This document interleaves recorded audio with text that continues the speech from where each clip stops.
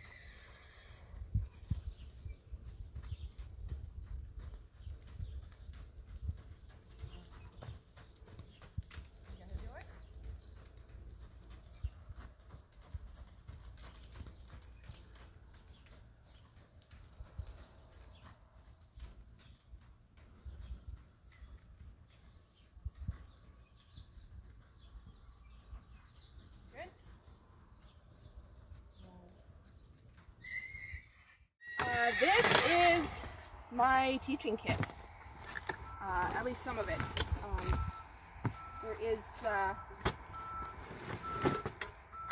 There's a whole other suitcase full of stuff yet too.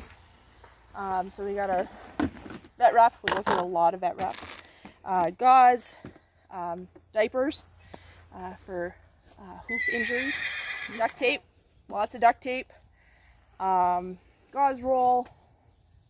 There's all kinds of stuff, and in the courses we also teach about some of the stuff that you have just kicking around that you can use to help.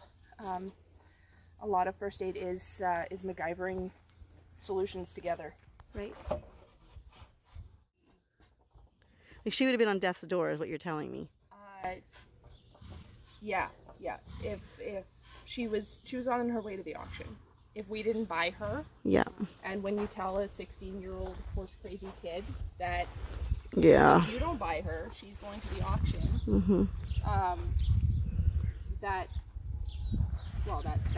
decision is made. There's no other decision. This is a hands-on component of the course, so students actually get to, in the morning, we actually go out to an actual horse, and everybody gets a chance to find the heart rate and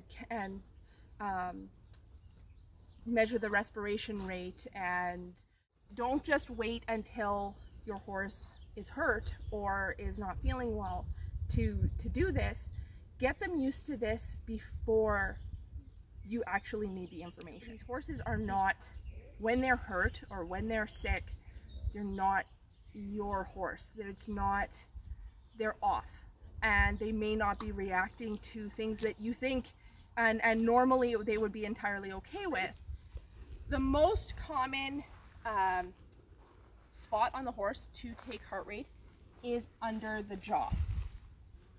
And so you're going to, with your first two, your index finger and your middle finger, so that you're not taking your own pulse, just like with human first aid. Our thumb has a pulse. So we want to make sure we're using our first two fingers.